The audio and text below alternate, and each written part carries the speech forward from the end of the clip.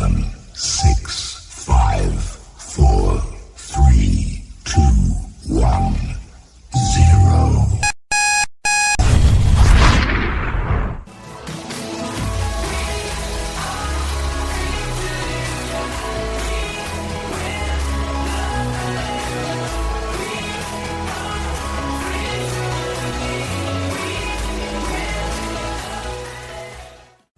Good day, everybody. It's Brother Chris here, sitting in, and Jillian's also here.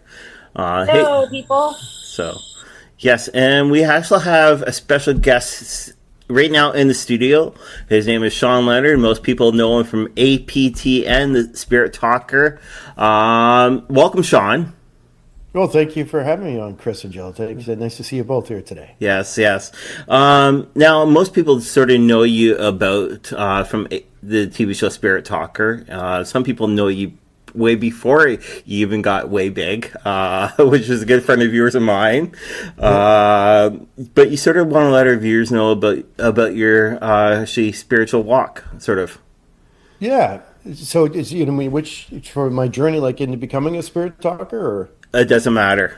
Okay. Well, I mean, I've been doing this work.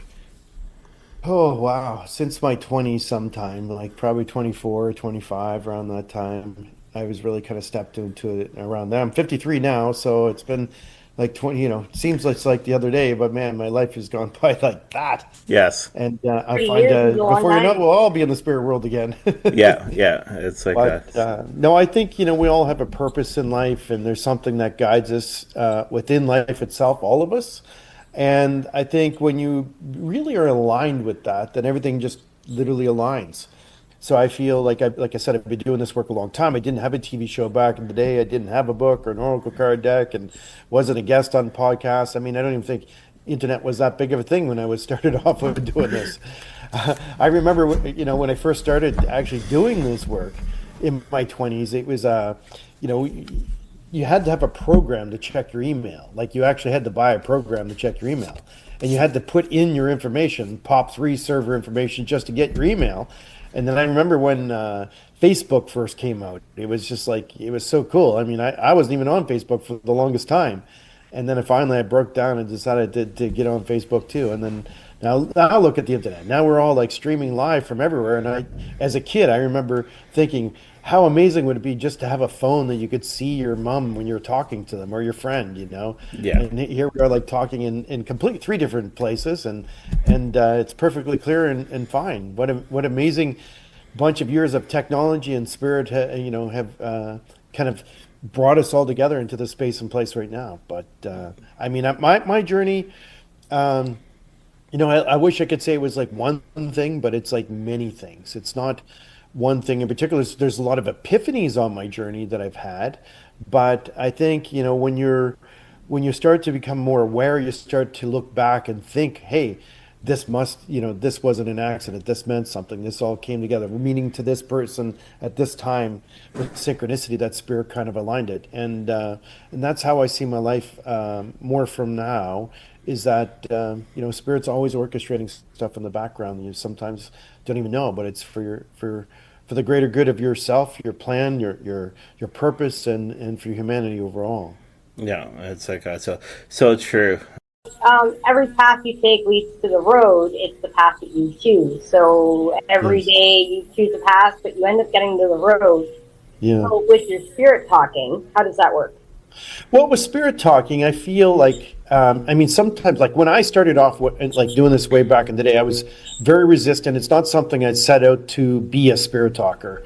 I never graduated high school and thought, I'm going to be a spirit talker. I'm going to be a psychic medium.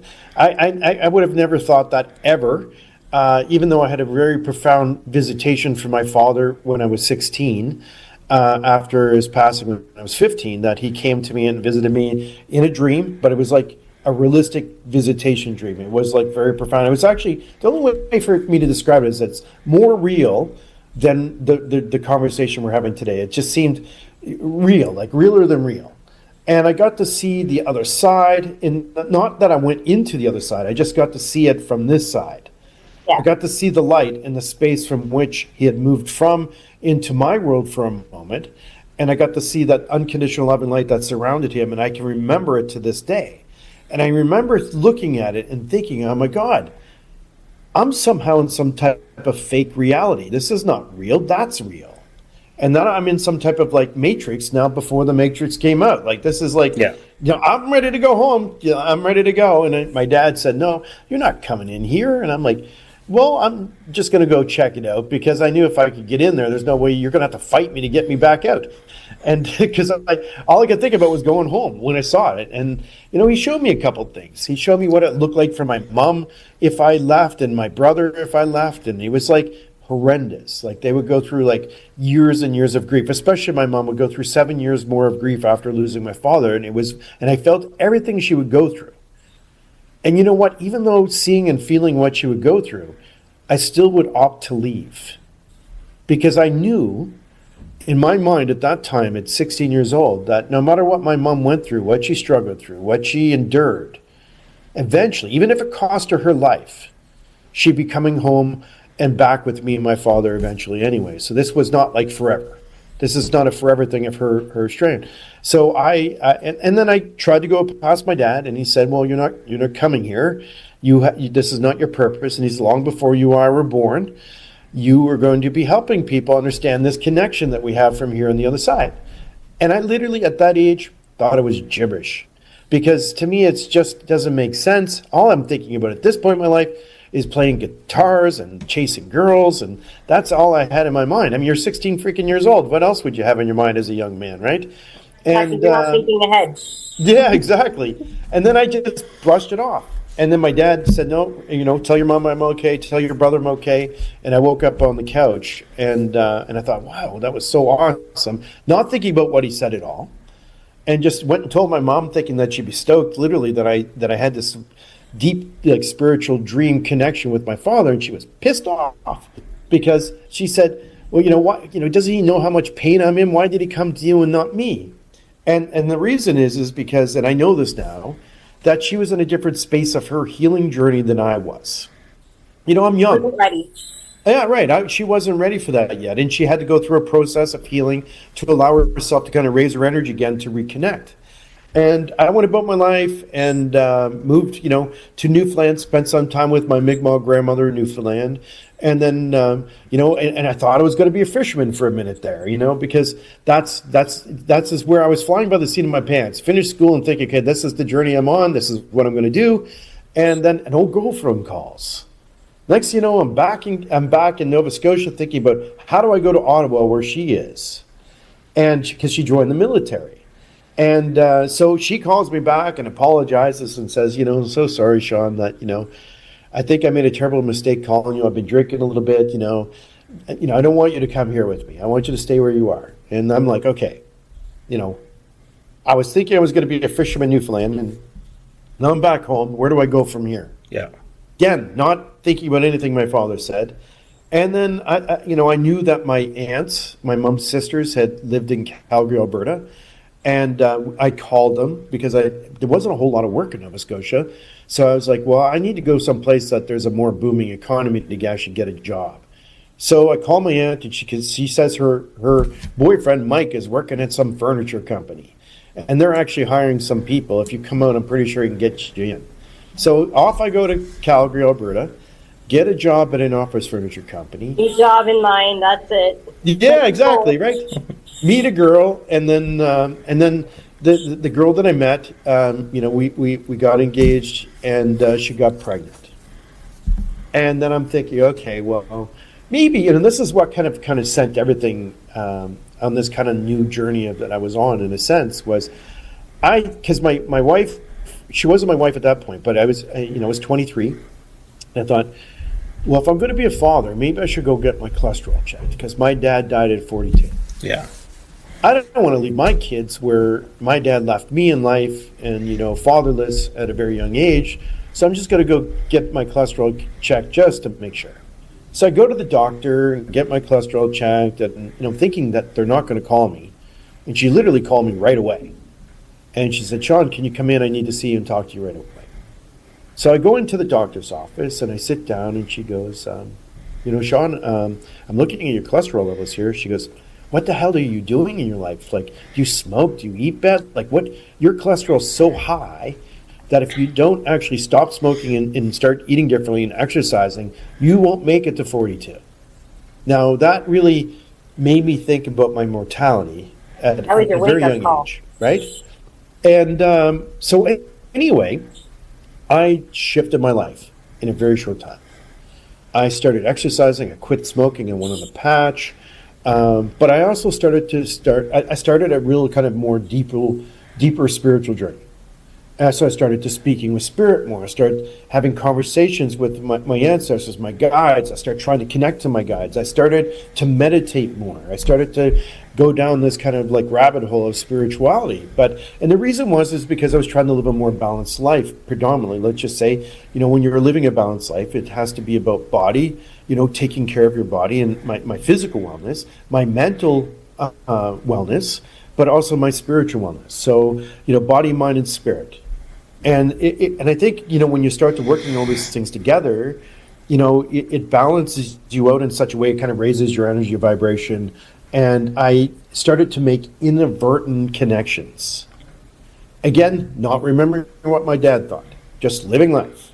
Yeah. And then going to my ex-wife. And then I started to get more kind of, let's say, intuitions, like more intuitive about people or situations or circumstances. And I used to just like brush it off as just everybody became more sensitive as they got older, right? Analyzing it, because I don't think I have any gifts in any way at all. And I went to my ex-wife's work and I'd buy about her coworkers just for fun almost. Because they're not telling them, but I would just kind of like think, I bet you that guy's a drug dealer, And I said, he smells like weed. I bet you he deals a little bit of drugs on the side, That guy, I bet you he's not, I wouldn't trust him with money. I mean, like, he's not a trustworthy person. I'm surprised they haven't caught him stealing.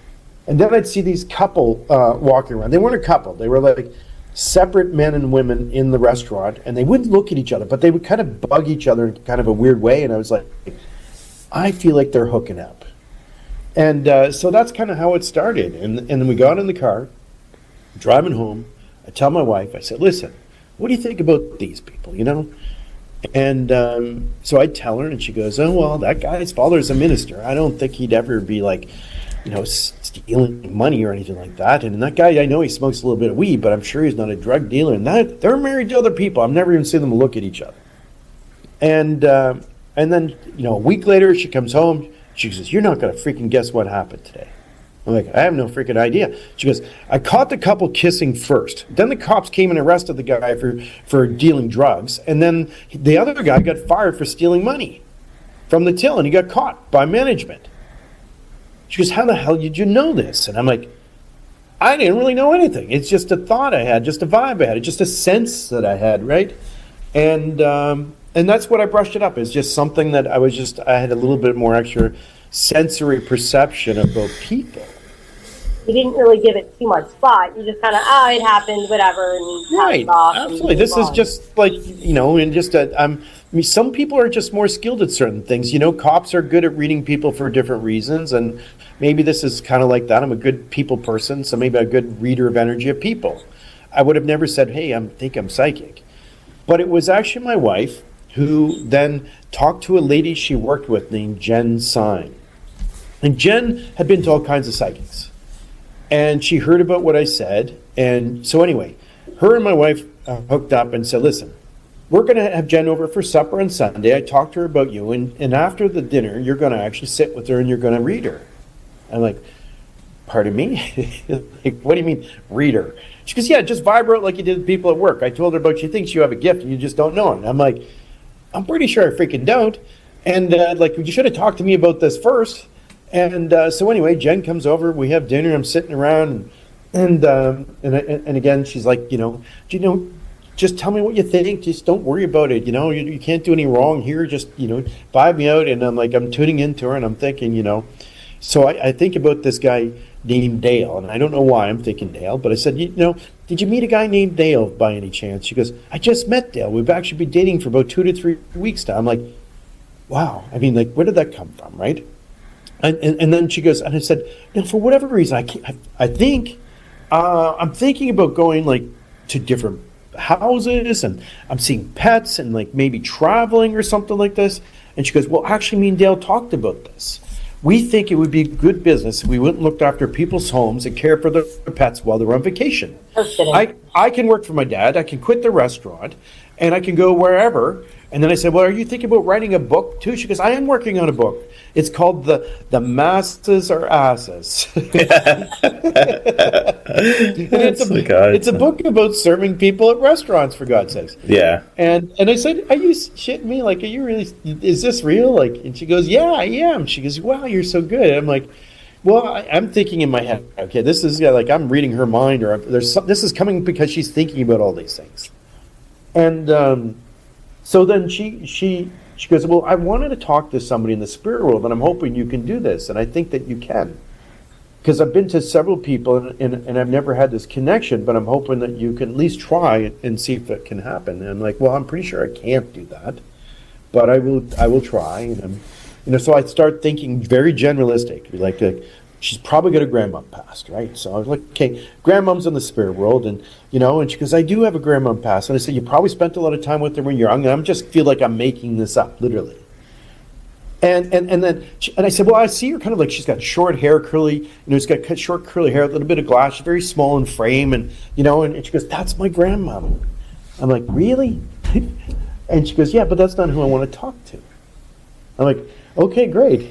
Yeah. I think this is as good as it gets. I've never done this before, so I just keep trying. Yeah, I know spirits want to show who they are, right? And sometimes though, underneath your shows, you say that there's a lineup of spirits that want to come forward. Yes. Right. So I didn't know that at the time. Okay. This is my first. All right. But yeah, for your first reading though, but was it sort of like that though, like how you say it on your show though? If spirits want to line up, was it sort of like that your first time, or did the person just pop in your head like that? Just saw that person. She was the one that said, "Keep going, keep trying." There's someone else. So I'm sitting there staring, thinking, okay, well, who the hell does she want to talk to? Because I don't freaking know, right? Yeah. And then, boom, I see this image in my mind. Now, mind you, I've been doing a lot of meditations, right? So it's very like having a meditation, but I wasn't meditating. I was sitting there kind of staring at the floor. And then I had an image pass in my mind, and it was of a young man wearing a baseball uniform, and he had a baseball in his hand, and there was a shed behind him. And he just bounced the ball up and down his hand twice and then walked into a shed. I have no idea what this means, so I tell her, and she cried. And I'm like, she goes, that's the person I wanted to talk to. I'm like, really? And she goes, is he okay? And I didn't really know how to answer that, to be honest, because I didn't know. I'm like, I feel he's okay, Jen. I don't know why I would see this unless he's really trying to make a connection to you. Mind you, I'm thinking in my head, did this happen because she's thinking about him? Like, I'm still trying to analyze what's taking place. Almost like she's projecting it onto you. Right. Like, am I somehow figuring, am I a good mind reader? Is this telepathy of something, or is this really a person? Like, I couldn't distinguish. And it was later in life that I started to explore, because she went and told 5 other waitresses, and they told 5 other waitresses. Next thing you know, I got people calling me to come see me, and I'm like, how the hell did this happen? Right? Word of mouth goes fast. Yeah, I did not anticipate this happening at all. I'm just trying to work and raise my family and raise my kids and provide for my family. And then next thing you know, I've got 3 months of bookings with people, and I'm like, okay, well, and I was charging so little. I was $20 or $30 a session for my time. I thought that was a lot, and then I was burning out. I had people coming all the time, and then I met another professional psychic who said, "You're charging way too little. You got to charge more." And then that kind of narrowed it down. So then I wasn't having as many people come, which is great because I was slammed, and but I still was getting a lot of people call. And so it wasn't until I started to get things that people didn't know that I realized that this was coming from spirit. And it was amazing because it would come to me and I'd work with it and they were like, I don't know this. I'm like, how can you not know this? You have to know this. This has to be in your head. You have to be thinking about this, because if this is coming from you, then you have to know this. And they didn't.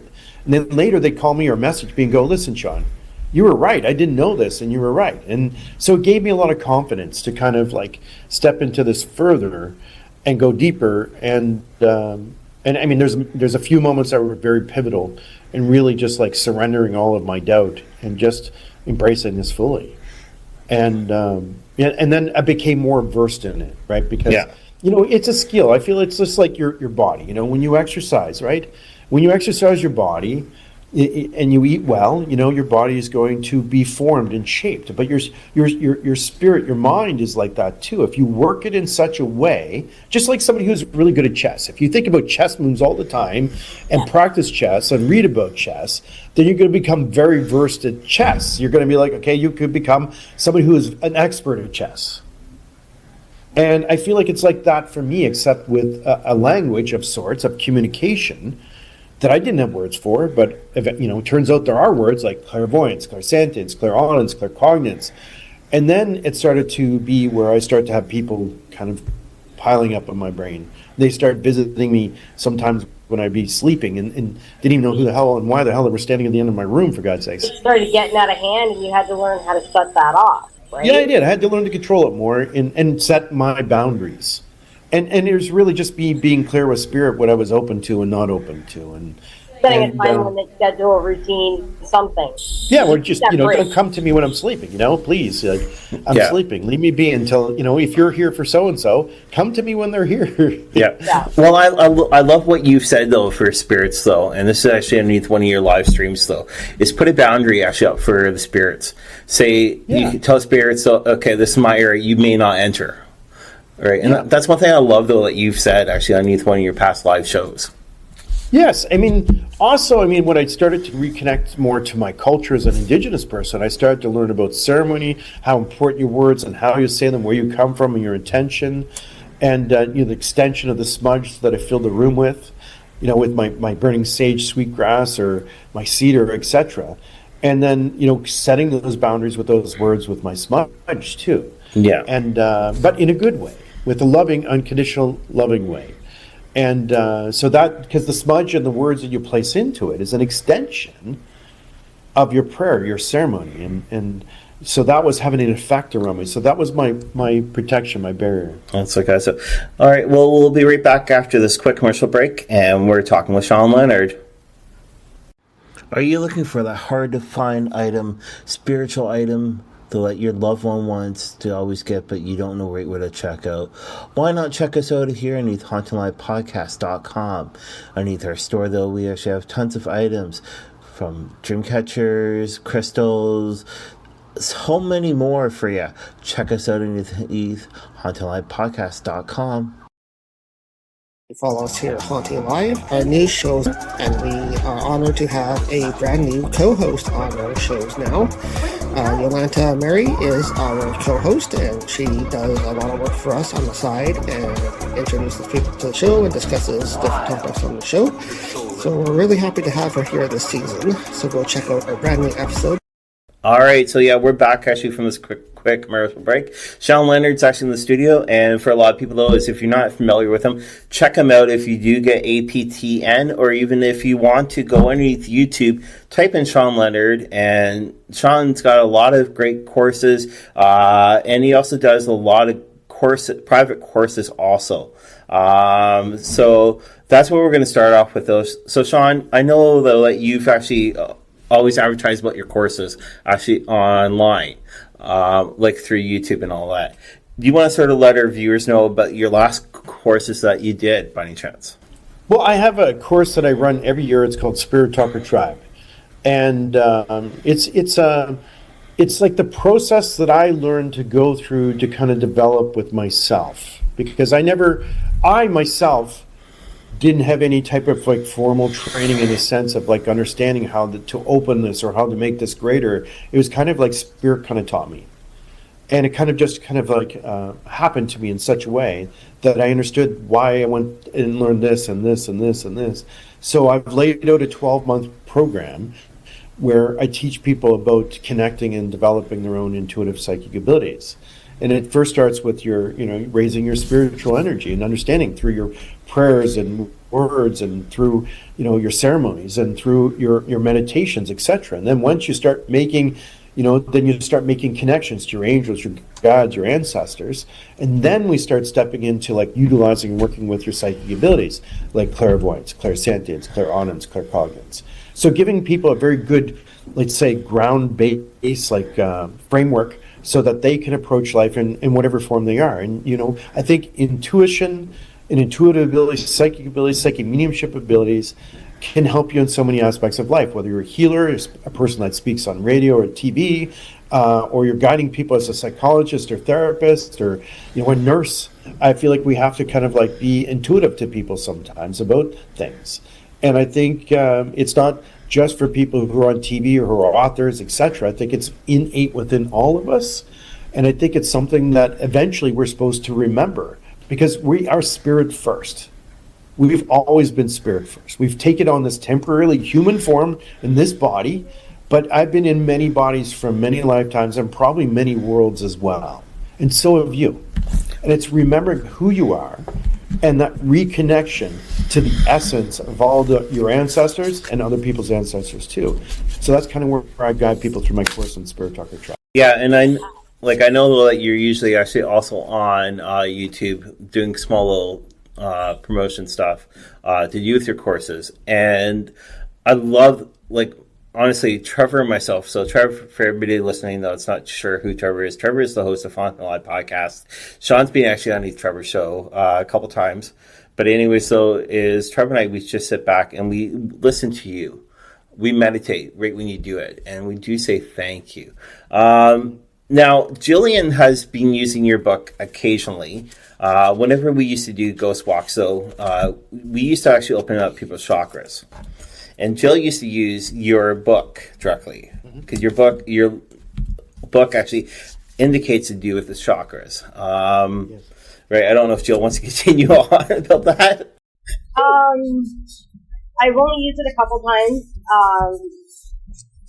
I'm not what you would call into the spiritual world. I'm kind of like impacting. I have intuition. I have some clairvoyance. I can hear when Jill's talking to me. Part of the paranormal world. In some cases, I've been called a grounding witch, or I've been called a white witch, dark witch, natural witch. So I do have some of that. I've never really studied it completely. So when I'm reading other people's work, I try to channel them in a way that honors them as I'm reading their work. So doing the chakras, it was a little bit difficult for me because I obviously had never met you and I wasn't sure who you were, and I'm just going, I'm hoping this works. So, in my case, what would you help me with to understand you more when it comes to opening chakras? Well, chakras, you are light. You're a light being. You're an orb of light. And you've entered into this body. When we go to the spirit world, we move around the spirit world. We can move as with form, or we can move in the spirit world formless in the sense that we return to our orb of light. But we can go from appearance, from the appearance that we have from this lifetime or many lifetimes, or the orb of light. But pure white light, if you break down the spectrum of light, there is a prismic rainbow effect that not only exists in the rainbows that you see that the light shines through the prism, etc., but it's within you. So when you're activating and opening up your energy centers within your body, within light, then what you do is you focus on certain areas and certain centers to open the prismic colors within you. And then when you do kind of like activate and open, then you can extend your aura a little bit. Because when you're engaged in that, you're raising your energy through your chakra system. But your chakra system is directly connected to your aura and your orb of light. So when you're working to become as a psychic or medium, and a lot of people, just think about this. If you're moving into a space with fear, your orb of light, your light that is surrounding your body, is much tighter and closer to the body.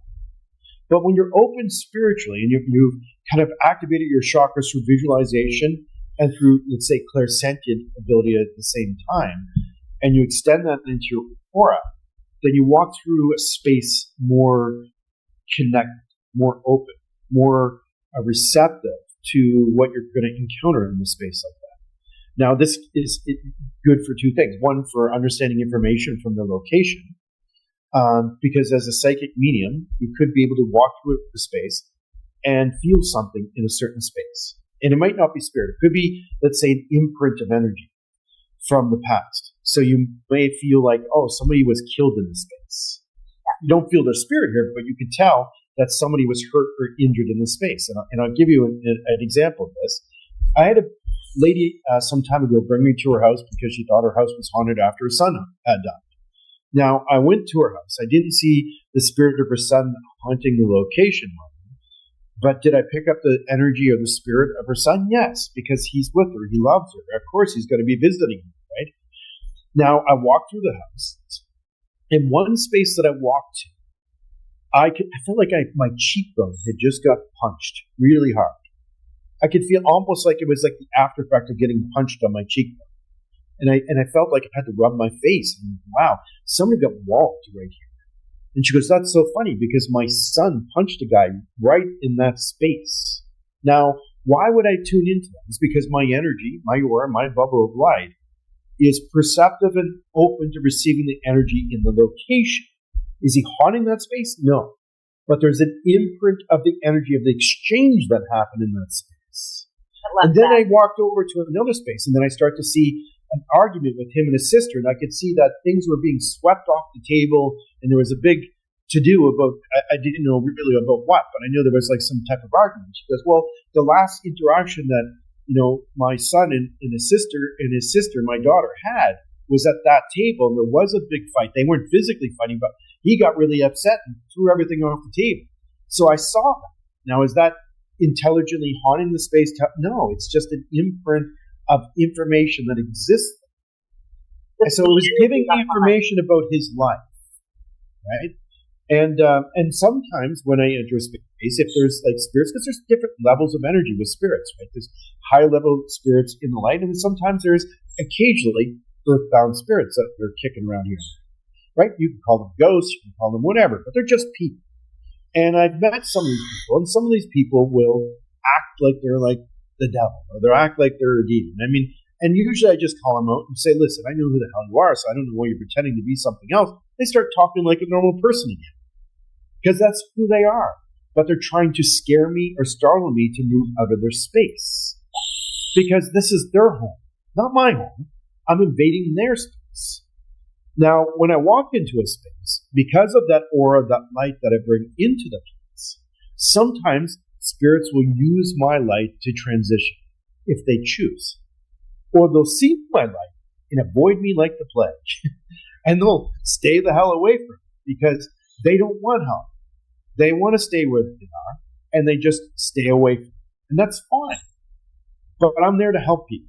I'm here to help people physically in life and guide them with connections to the people in the spirit world. But I'm also there to help spirits if they feel like they need help to return home. And occasionally I run into them, and some of them don't want my help. And that's okay. I still send them love. I still send them ceremony. I may light some smudge for them or leave an offering there for them, because maybe they'll change their mind at some point. But I still enter the space from the same place with unconditional kindness, respect, and love, because that's who we truly are. That's our true form. When we left the light to come into the world, that's when the egotistical, earthbound mind comes into the fact of it. And that's how we identify ourselves, right? Now, Wicca is just, it's like it's a ceremony. It's a ceremony, right? Wicca is a ceremony. I mean, there's Indigenous people have their ceremonies. Catholic people have their ceremonies. It's just a different ceremony of connection to Mother Earth, to Grandmother Moon, Grandfather Sun, Mother Nature, and the connection through ceremony to the spirit world. And it's just how you engage with it. And again, and what I would say is there's a good way to do that and not a good way to do that. So it depends on what you choose. But I feel like, when I approach things, I always approach it from a good place, good space, because that's who I am. That's where the energy I come from. So to follow that up, have you ever helped anybody cross over the path to the other spirit realm where they don't come back anymore and they're Yes, many times. many times. At least 12 people I've transitioned. Yeah. But there's some that I have not transitioned. And there's one that I'd like to go back and help. There's a property here in Nova Scotia. There's a place called Muscatawbin. And I went out there probably about 9 years ago. And I was out there because it was a friend, and she has a camper cottage, but it's really a trailer, not a camper trailer, but a regular sized trailer. And her name's Janet Maxwell McDonald. And she's got a property out there. And I went out there because we were having a fire and we were going to spend the night, and it was with my ex-wife, mind you, but we were out there on the property. And I'm not thinking about spirits. I'm thinking about how beautiful the night is and the stars are and the fire is. And just being amongst friends, having good conversation. Minding my own business for a minute, just admiring the fire. This lady comes up to me and goes, "I don't like you on my property." I'm like, what the freaking hell? I'm like, you guys got somebody on your land, because I heard her as clear as another person speaking to me. I said, "There's a lady on your land." She goes, "Oh, well, we feel her around sometimes. This used to be her property, and we bought the land because she died." And I said, "Well, what happened? The story of her is?" She goes, "Well, actually, she had a big house fire, and right where we're having the fire is where her house used to be." I'm like, "I'm sure she's stoked, really, literally, because we're having a fire where her house used to be, and she's still hanging out on the property." And then I knew she would come back to talk to me. So then I took my ex-wife's phone. I wish it was my own phone, because I would actually have a physical recording of it myself. But I had my ex-wife's phone and I hit record, and I waited 15 minutes. Just enjoying the evening. Just not thinking about nothing, just being present and mindful. She came back and she goes, "Tell that woman's son to stop hunting on my property." And I got it. And I stopped it and I played it back, and everybody there could hear her talking to me just like that. Just like as clear as that. With this backwoods accent. And anyway, I haven't gone back to the property, and I never transitioned her, but I would like to help her. And I wasn't there long enough to kind of do anything, so I'd like to go back and see if she's still there. And I know she kind of is. The reason is because Janet had sent me a message and said, "Listen, you're not going to guess what happened to my son. You know when she said don't hunt back in the property anymore? We've got a hunting camp back there on the land. And he found these old mounds. He's scared to dig them up because he thinks there might be people back buried. And he was in his hunting camp at 3 o'clock in the morning, and somebody came and started banging on the windows and doors and just banging on the walls. Scared him so bad he jumped out of there with his gun and his flashlight, and there was nobody around. And so I know she's kicking around. And she still identifies as it being her land, her property. And she wasn't too kindly happy that I was there on her property or land and having a fire where her house burned down. Yeah, but at least she knew that she could talk to you, obviously. Spirits recognize the person that they can go to and connect with. And she's probably been trying for years, and everybody wouldn't hear her, and you were the first one to hear her. So she was giving you everything she has. Right. Now, to go back to your question about your chakras and your aura, I think that's connected, because I feel because I'm a very spiritual connected person, that because of that work that I do spiritually and the alignment that I do with my chakras and the extension of my aura, I don't have to go walk around going, "I'm Shawn Leonard. Yeah. I'm a psychic medium." I don't have to identify to them that I am this person. They can see it in your aura, and they can see it in your light, who you are. Just like sometimes when you meet a person, you may see them and say, "I bet you that guy's a cop," or "I bet you that person's a nurse," or "that person feels like a psychologist." There's a vibe that comes with certain people that we psychically can tune into. But spirits know how to identify people who are more connected because of their aura color, their light within their aura itself. And they know that they're communicators. So sometimes if they opt to, they will come speak to you. Sometimes you got to give them permission to speak to you too. And I remember another place, I was at a fort in Nova Scotia called Lewisburg. And there was and I was there with my ex-wife again. And I went out there, And I knew there was somebody there. Now, I couldn't hear anybody, but I could feel them there.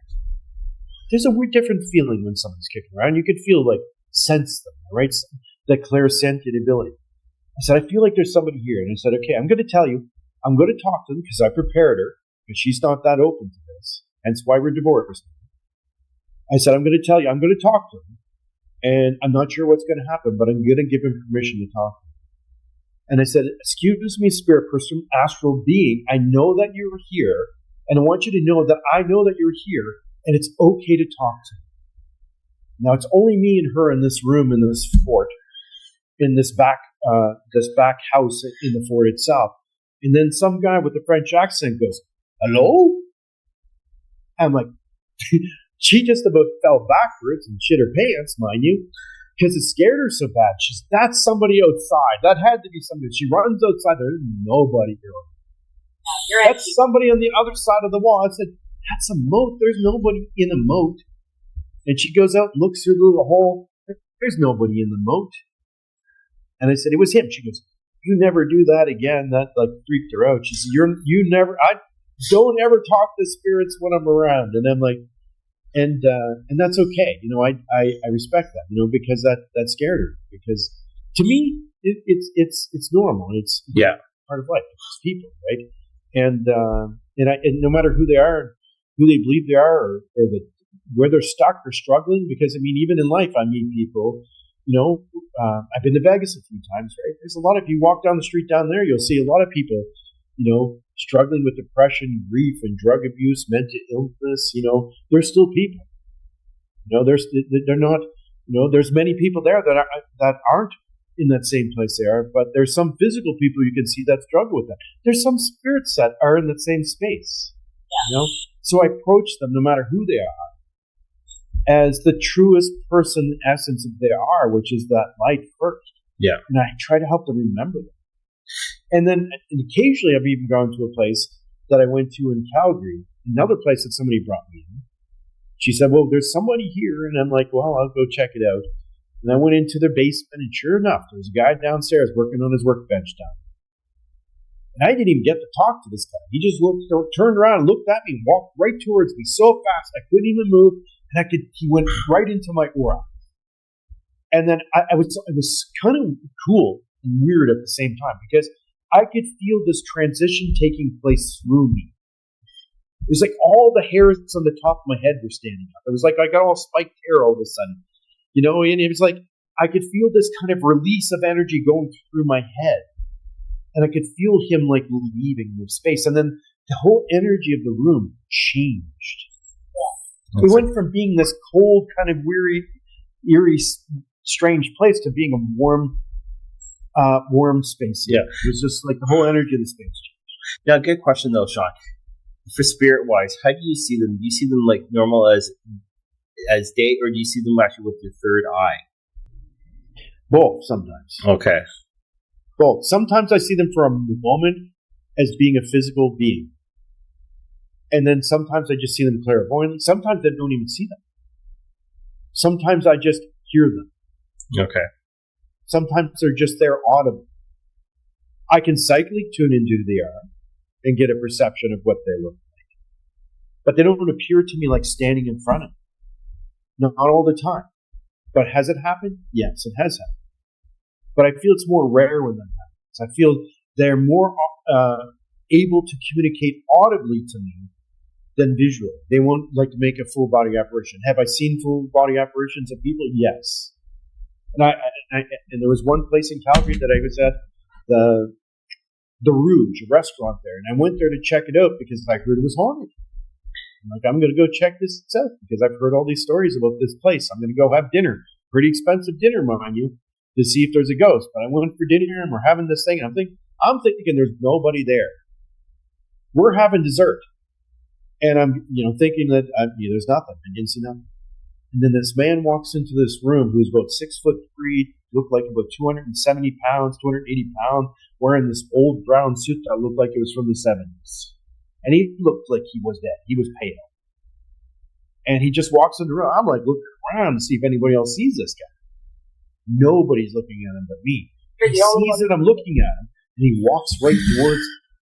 and I could, and actually there's a space. Like there was about this much space behind me, and he looked like he wanted to walk behind me. So I pulled my chair all the way in, and I'm leaning right over, putting my hands up because I don't want this guy to touch me. So he's like shuffling to get by me, and then he walks right through the freaking wall. Okay. And I was like, "Did you guys see that guy?" I'm like, "No, who did you see?" I'm like, "You did not see that 6'3", 4" guy with a brown suit walk through the wall behind me here?" No. So the waiter comes out, and I tell him about it. He goes, "Well, it's funny because that's where when we bought this house, we turned into a restaurant. It used to be, this guy A.E. Cross who owned the house, and that used to be a door into the kitchen. That's no longer there." So they showed me a picture of A.E. Cross, and it was him. Yeah. It was him. Like it was him that was there. And apparently, sometimes the cooks they're cooking, and the frying pans are spinning on the table by themselves. It's pretty cool. I've gone back a few times. I've never seen him again. Have I helped him transition? Possibly, and didn't even know I had. Yeah. Because he did walk through my life, right? So if they walk into or through you, they can utilize your light to transcend. That's so good. Like I've seen them like full body where I Yeah. can understand why other people can't hear them. That's why I think it's so weird when I can hear somebody and other people can't hear them. Yeah. It's like most of the time when I do my readings, I'm hearing them to hear. Yeah. Occasionally I might hear them with my ears. Yeah. But when I hear ghosts or earthbound spirits, Yeah. I hear them with my ears. That's Like okay. somebody's talking to me. And this is where it gets cool, because when I know they're talking to me, even if we could be sitting side by side, Yeah. I'm not saying you wouldn't, but I could be with 3 other people and they would hear nothing. And I actually have to hit record to prove to you that they're talking. And I can take a recorder, hit record, and say, "I got it." Play it back, and you can hear them talking to me like another person. Yeah. That's okay. And I'm like, how can you not hear that? And I can hear that. Yeah. I mean, I don't understand that part. Maybe it has to do with like who I am and my connection. Well, what I usually say to people though is it's more though that us people are more in tune with the spiritual side, right? But we're actually here to teach people how to be more in tune with the spiritual side. Yes, absolutely. Yeah, I it's think like we're all meant to be in tune with the spiritual world. But Yeah. that's where we come from. We're going to return to, right? Where all of us none of us are getting out here in this physical form. Yeah. So I guess We're all going back to spirit, right? Yeah. Well, it's like yesterday morning though. Our cat though, he was going crazy actually on the patio. And then all of a sudden I opened up and there was 2 morning doves, male and female. Now since pretty soon though we have to put father back into the ground, his ashes, right? First thing I turned around and said, "Mom and Dad are here." Since last year I lost both my parents, right? And I got in contact with my sibling because since I'm doing the full ceremony, I'm leading it and everything else. She said though she saw the pictures and right away it hit her about Mom and Dad, right? And yeah, and so many people don't realize though animals are actually also signs. Yeah, I mean, animals are deeply connected to the spirit world. I don't think they run when they see a ghost or another spirit because they probably have that experience. They're probably naturally more psychic than we all are. Yeah. Right? And I think that even spirit can utilize animals to get us messages to let us know that they're around. Because if we're not able to kind of see them in their form and say, "Hey, listen, I'm going to throw this eagle right in his face," so that he'll go, "Oh my God, that's not an accident. There's something really happening here." And they do that. They will find, or they will utilize animals in the medicine of that animal to get your attention, to remind you that they are okay, that they're with you, that they're around, that they're visiting. So that they can use things like mourning doves, or blue jays, or eagles, or deer. Yeah. All kinds of different things. Ladybug, a butterfly, or dragonfly. I mean, there's so many ways that they can use signs. It's like so. Now, we're going to sort of change subject, but we're going to go with your book. Sure. I read your book while I was in the hospital 2 years ago within one night. All right. Yes. Your book really touched me. I know Trevor wanted to come down and see you in Milton, but I was in the hospital at the time. And your book, though, like honestly, I love the way that you start with your book, though, that you have right now. Not the new one yet, but the one that's out right now. It starts sort of like with the TV, like how you introduce the TV show, and then also you go into more discussion about it. How long did that book take you by any chance? Well, this is not the first attempt at this book. I literally published another book. It was a self-published book called The Language of Spirit. And I think I published it in 2018. I paid for a ghostwriter and I self-published through Balboa Press. And I sold like 5,000 copies. So I still think I'm in the negative after paying a ghostwriter and the publishing and all that. And then, because I was out, and this is where Spirit aligns, right? I didn't publish a book thinking, how can I make money off a book? I'm like, I just want to share what I know, right? And, because of this, even when I was like even contemplating writing the book, I met another guy named John Hond, and I got to tour with John. And so, it's amazing how Spirit aligns things, because I never like called up John Hond going, hey, John, you want to tour with me? It was like a friend of a friend, who was also a Hayos author, hooked me up with John. And so I go out and do a couple of events with John. And then since I did my event with John, then we just stayed in contact because he's a good guy. So we just kept in contact, similar work place of life. And he said if I ever needed a guidance from anybody, I could always call upon him, right? And then he's at Hay House headquarters, and he's walking by an office and overhears a conversation about them looking for more Indigenous authors. Just happened to be at the right place at the right time. Yeah. And he goes, and he backs up and goes, like, pardon me? Like, what did you say? Like, I think I heard what you said, but I just want to make sure I heard it right. And she says, yeah, we're looking for a couple of new Indigenous authors to have in the Hayos team. And he goes, you don't know who Shawn Leonard is? No? Well, he's got a book published through Balboa Press, and I think he sold like something like 5,000 copies of his book. He's got a TV show in Canada. And I think he's on his like third season now or something like that. And they're like, really? We never heard of him. And next they're looking me up, and then I have a meeting. And, after they went through some of the writing for my first book, they go, we would like to republish that book under a new name, more stories, more teachings, more in depth. Will obviously be edited by Hayos, and would you be into that? And I'm like, yeah. I love that. And so that's how Spirit Talker came about. At the same time, I'm talking to them about doing the book. They're like, have you ever thought about doing an Oracle card deck? I'm like, funny that you mentioned it. I always did think about doing an Oracle card deck. And so I did Wisdom of the Elders Oracle card deck too, which I see on your shop up. Yeah. Yeah. So it was just everything just aligned in that moment, how everything brought it together. I never had a book agent looking for a book deal for me. It was just everything. Like Spirit has a plan. Right? Yeah, and that's everything just aligned. I love it when stuff like that. That's what my life is like. It's eerily weird how everything aligns. I literally just I just did a cross Canada tour in Canada, and I won't say who, but there was a celebrity agent that came to see me, who's won 2 Oscars. And next I'm getting a call from this lady who's won 2 Oscars and wants a reading. And so I did this the other day. I'm like, this is just, like, my life is so strange. Like, how did I go from this guy that didn't even think he was psychic to having a TV show, being an author, and having celebrities go on, for God's sakes? It's odd.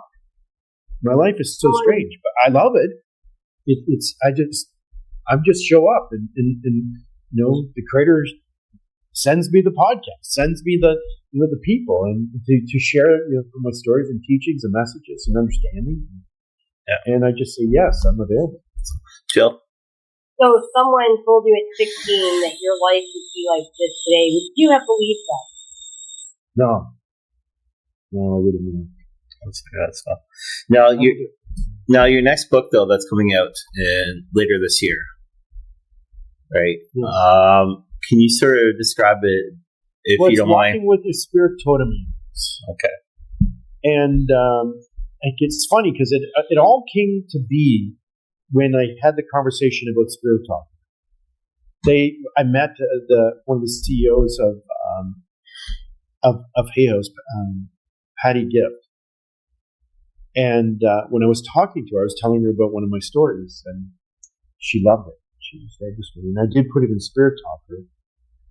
And the story is about where a polar bear comes in a dream. And what happened was I had this dream where these 7 shadow people, I didn't know who these shadows were, but they were trying to do me harm. And for whatever reason, in my dream, I was running for my life in this field. So I'm running in the field, and I'm thinking, oh my God, these guys are going to hurt me, right? And I'm running as fast as I can. And then I look at the edge of the forest. And of all things that pop out of the forest, there's these 7 polar bears that walk up. I'm like, what the hell is polar bears doing coming out of the freaking forest in the first place? So I said, okay, I'd rather outrun the people than the polar bears get me on toast. I'm the closest to the polar bears. So I turn around and start running towards the shadows. But I'd rather face them than the polar bears. Yeah. I'm running for my life again, trying to get away from the polar bears, and I can't quite get to these shadows because they're running away too. So I literally surrendered in the field and got on my knees and waited for the polar bears to come and eat me. And each polar bear ran past me. And the 7 shadows that were in the field, each polar bear kind of bounced on. And then they just disappeared. They just disintegrated. Then after all the shadows were gone, all 7 polar bears turned around and merged into one bear, one great bear. And he stared at me in the eyes with just love. And I was like, and I woke up. I'm like, oh my God, the polar bear wasn't there to hurt me. The polar bear was there to help me. So, and I felt I have this like power totem animal, right? Because part of Indigenous cultures, we're deeply connected to the animal nation.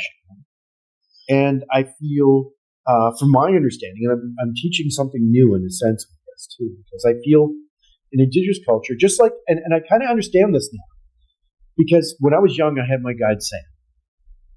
And as I got older, I met Victoria, another spiritual guide. And then later in life, I met a new guide named Eliza, who I didn't even know I had, right? And I feel like we probably, through every stage of life, from infancy to youth to adult to elder, because that's with the medicine wheel, there's 4 directions, right?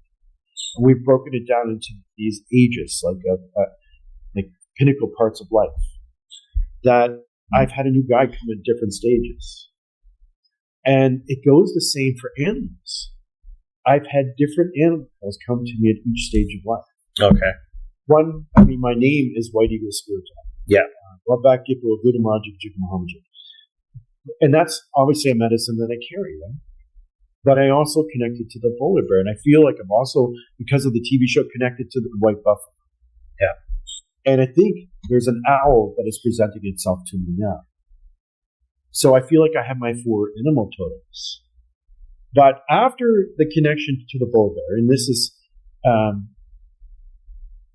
I really wanted to connect to the polar bear in a greater way. And I spoke to Spirit, and I had my own little ceremony with some smudge. And I asked the great spirit of the bear to come to me, and I said, I would love to carry some of your medicine. If you could find a way to gift me a claw that belongs to you, then I will know without doubt that your medicine was meant to be with me. And I let it go. And then some time went by, and I thought, hey, and I kind of got discouraged because it didn't show up right away. So I'm looking on eBay for gold claws. I'm thinking, well, maybe I'll buy myself a gold claw, right? That's close enough. It's not a real claw, but it's a gold claw made of 14 karat gold. I could wear that, and then a voice in my head says, that's not what you asked for. I'm like, okay, you're right. So I told my wife, she laughed at me. So I was like, okay, I let it go. And then maybe a month or so later, I get a package in the mail. It's from a lady named Barbara Kent Bishop, who lives in Newfoundland. And she sent me a little note. And in the note, there was a little red box wrapped in red cloth. And in the note, she said, Shawn, we just in Labrador. And I met with an Inuk elder. And it's funny because he gave me a gift. He gave me 2 polar bear claws. And he said one was for me, but he said there was another claw that he was giving me that I had to gift to someone else. And I went home and I thought about this, and I thought, there's no one else I could think of to gift this to than you. I hope that you accept this gift, and I hope that you carry it, and it's meant for you. So obviously, it was very profound. I carry that medicine every day. Yeah. I carry that claw that came to me, the polar bear claw. And, shortly after that, it gets weirder. I had a lady come to my house who doesn't know anything about the story, bring me a little piece of polar bear fur that she was doing taxidermy in a little shop out in Enfield, Nova Scotia, and she brings me a little piece of polar bear fur. And then I have another lady within a month after that call me and say, Shawn, me and my mom would really like to have a reading. I know you don't do them anymore, but if, I have something that I could offer you that I'm hoping that you accept in exchange. She goes, we have a polar bear rug. Would you take this in exchange for a reading? I'm like, well, let me think about it. Yeah, I think I can do it. So I got 3 parts. Yeah. Now, mind you, when writing this, the animals started connecting even greater.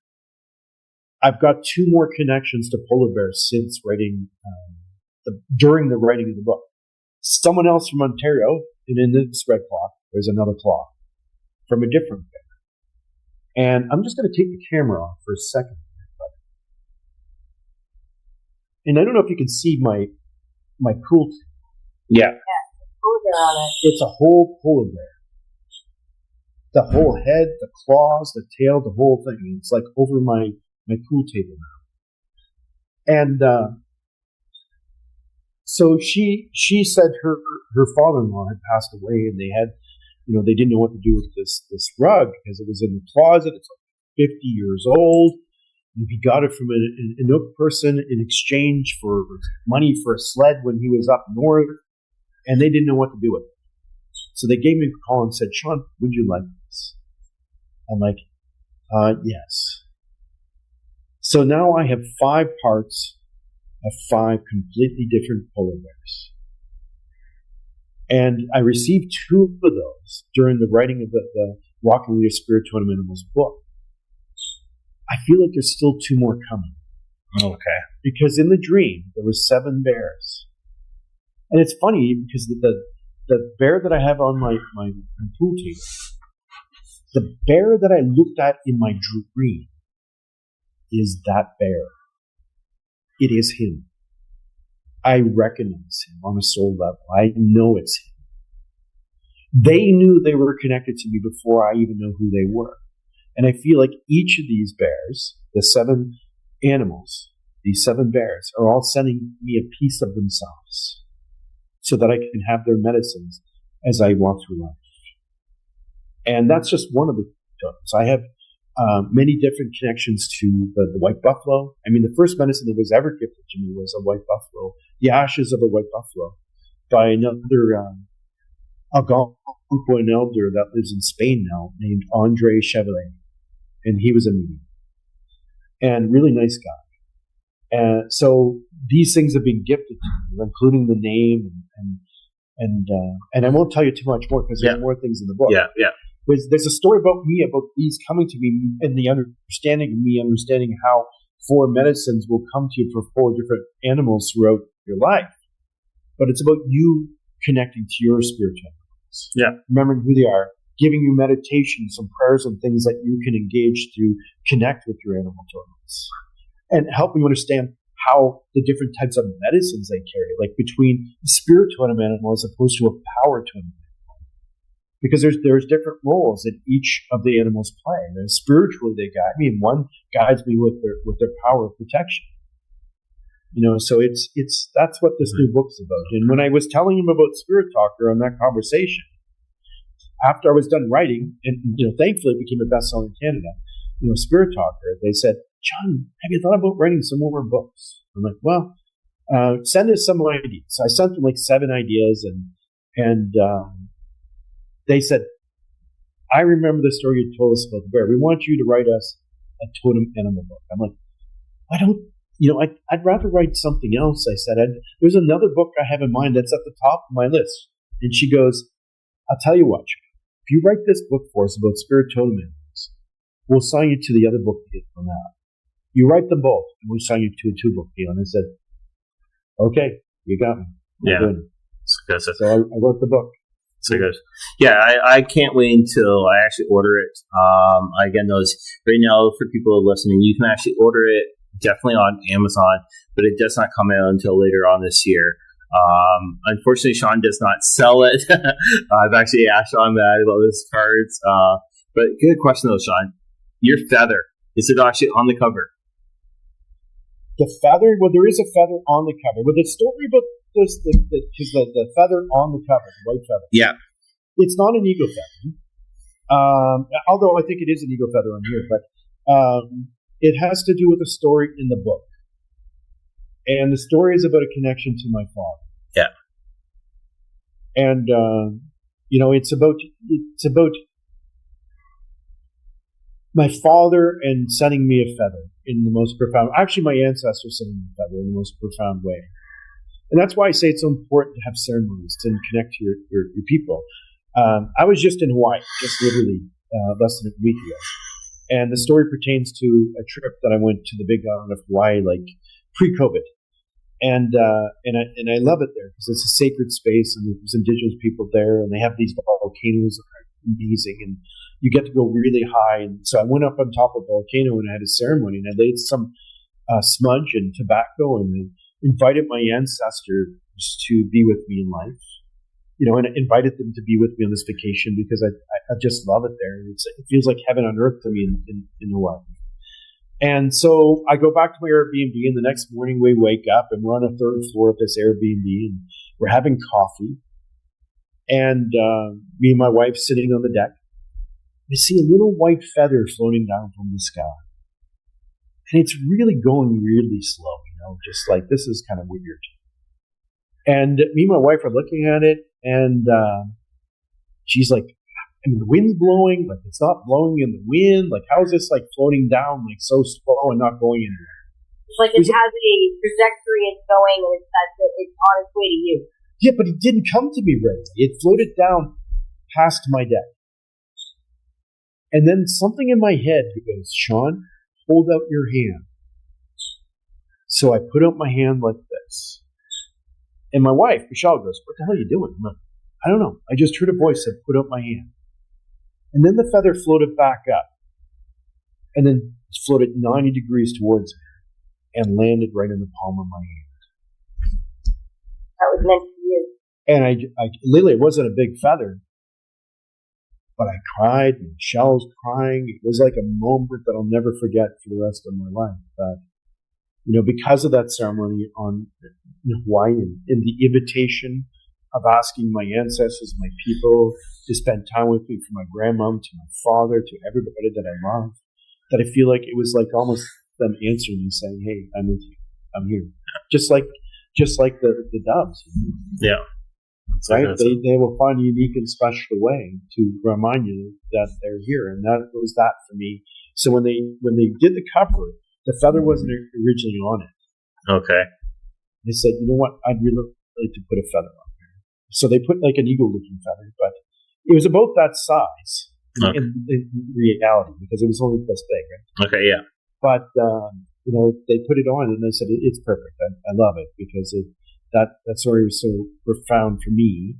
That if it's possible for me, it's possible for all of us. Yeah. I don't like to say I'm special. I just like to say I just know that I'm connected. Yes. That's what I usually say also to people. Right? We're all connected. Yeah.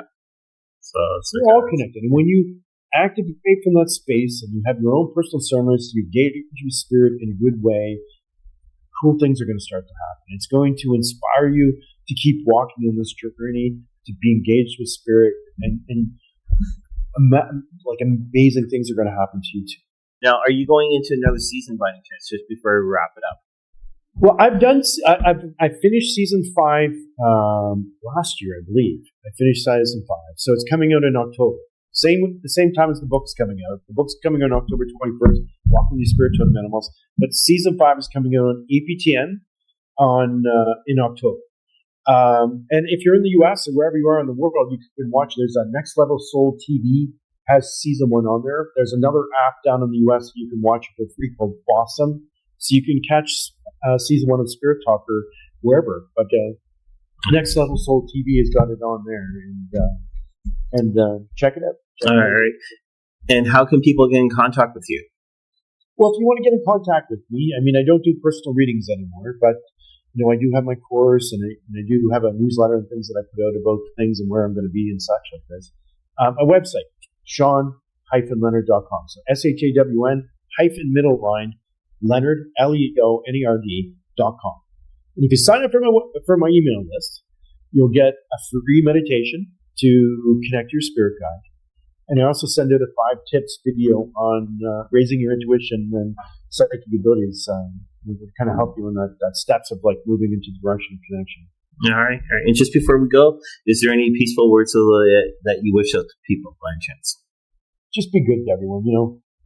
Don't be judgmental of people. Be kind to everybody.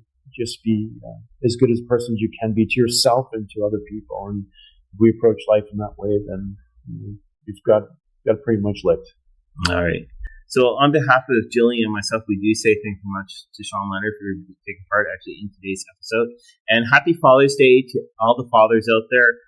Even if you've lost your father, or if you're soon to be a father, or even like a father role model to everybody, happy Father's Day to you and to you, Shawn. Well, thank you. Happy Father's Day to my dad and all the dads out there alive and in the spirit. All right. We'll talk to you guys later. Bye-bye.